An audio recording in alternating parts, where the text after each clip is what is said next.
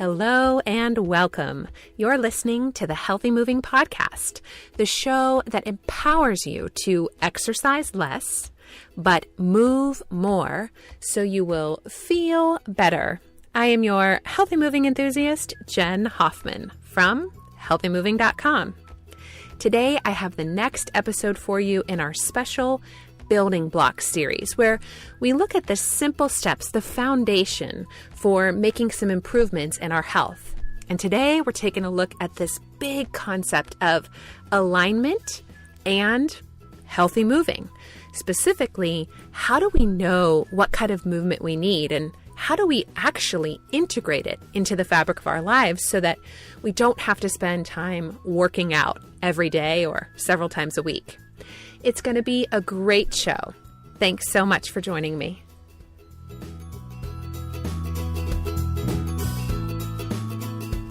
Life in my neck of the woods lately, it's been pretty crazy. I'm not one who craves easy. It's actually quite the opposite. I like a good challenge. But as I've said before, there's a difference between easy and ease. Even when faced with tough challenges, I actively work to cultivate ease. Several years ago, a yoga teacher friend of mine described this state that I'm talking about as flow.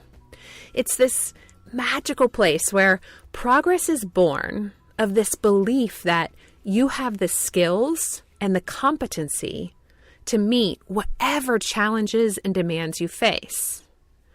Now, you can't get into this zone with force, and resistance certainly works against you. But when you can find flow, it's amazing.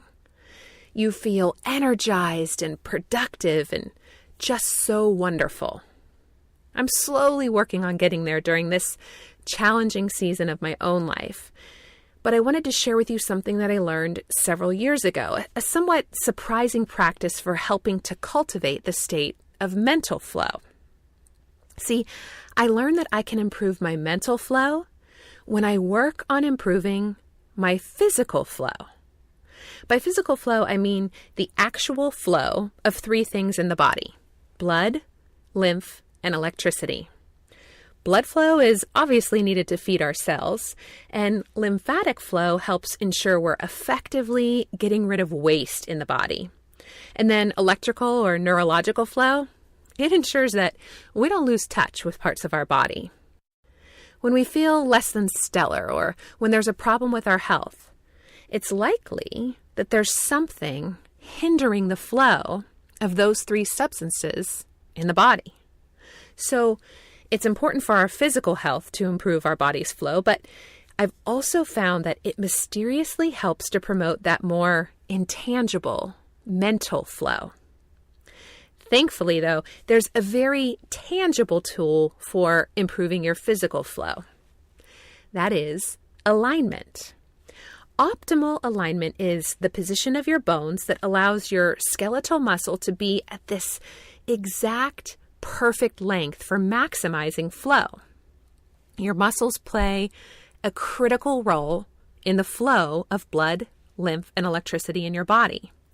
So the goal of all healthy moving that I teach is to improve physical flow by restoring optimal alignment. So how do we restore optimal alignment? The answer is one building block at a time. Whole body alignment is this big topic, but for today, we're going to talk about three of the foundational steps for improving your alignment. To begin, we have to look at key alignment markers and see where we measure up. Thanks to researchers in the field of biomechanics, we have 25 objective alignment markers that we can assess.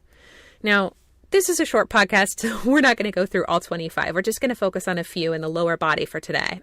And before I talk you through these, I want to let you know I recorded a video of this for you too. I know seeing this can be extremely helpful. You can get that video for free by texting the word alignment to 33444. That's alignment, ALIGNMENT, to 33444. Okay, so let's start at the feet. If you have shoes on, you probably need to slide those off so that you can see specifically what's happening with your feet. In optimal alignment, the outside edges of the feet are parallel to each other. Most of us, when we take a look down at the feet, have kind of a V shape with those outside edges. If that's the case for you, then just move your heels outward until you see the outside edges of your feet form two parallel lines. Now, it's also important to note how far apart your feet are from each other. For women specifically, we often stand with the feet too close together, probably even touching for a lot of people.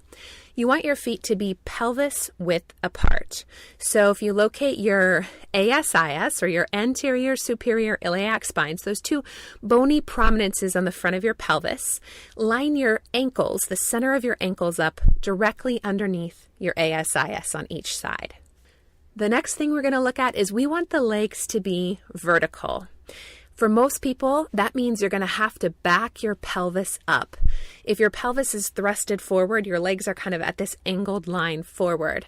Can you back your pelvis up until your legs form a vertical line, a line that's perpendicular to the floor? Of course, you'll also want your knees to be straight. And for a lot of people, when you move the heels out, you become aware of this internal rotation that you have of your thighs. If you bend your knees right now for a second, do the knees come in toward each other? If so, straighten your legs again. Bring your awareness up to the top thigh, to the deep hip rotators, and externally rotate your thighs so that if you bent your knees, they would point straight ahead. This is healthy alignment in the lower body. Outside edges of the feet parallel, feet pelvis width apart, knees in healthy alignment, and legs vertical. It's kind of a lot to think about at one time. Thankfully, I didn't give you all 25 markers today. But now we see that there might be a gap between our current alignment and optimal alignment. If this isn't how you normally stand, you want to think about, how can I make this my normal? And the first step is definitely that we can work on corrective exercises to help restore this optimal alignment.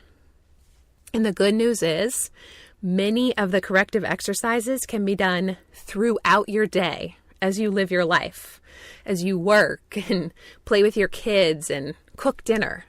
And that's so important. It's actually better for you to weave them into the fabric of your day rather than get your exercise done in 20 minutes before you head out to work in the morning. For the alignment points that we worked on today, we might do some corrective exercises like maybe calf and hamstring stretches, or lateral hip strengtheners, or maybe some foot mobilization work. All of that would make those alignment points we discussed today feel more natural to you, more normal.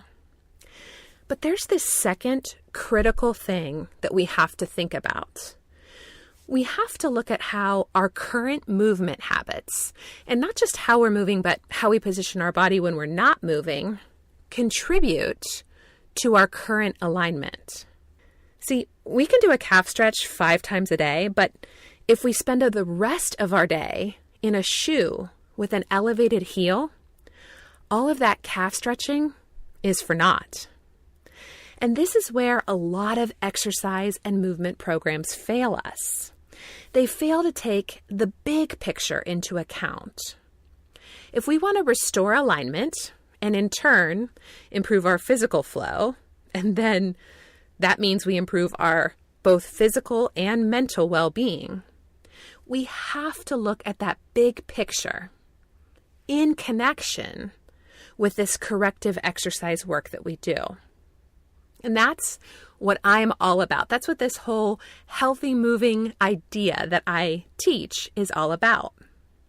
I am absolutely thrilled to announce the launch of a brand new course designed specifically to help you assess your current alignment and then give you both corrective exercises that can be done and should be done throughout your day, and then also to step back and take a look at that big picture. It's the latest course in my workshop series, and it's called The Healthy Moving Jumpstart. It includes a 2-hour workshop, 3 levels of daily movement challenges, and a downloadable PDF movement plan. This course is going to help you begin the journey of improving your health and well-being by weaving movement into the fabric of your day and improving your awareness on specifically what's creating your current alignment. For details and registration information, you can head over to healthymoving.com/jumpstart, or you can just text the word alignment to 33444. And as a special incentive, if you register before this Sunday, May 31st, you can save $20 with the early bird discount. Okay, I'll be back next week with a regular show, have a Q&A section and everything, but we'll have another episode in this building block series for you in just a couple of weeks. It's going to be building blocks for knee health. In the meantime, I'd love your feedback on the show. Head over to iTunes to subscribe, rate, and review. I really appreciate you taking the time to do that. And if you have a question you'd like me to answer on a future episode, you can call me at 201-580-MOVE, or just click the Leave Me a Message link in the show notes at healthymovingpodcast.com.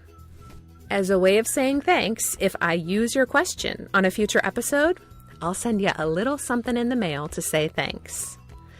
Thank you so much for listening. Until next time, keep moving, friends.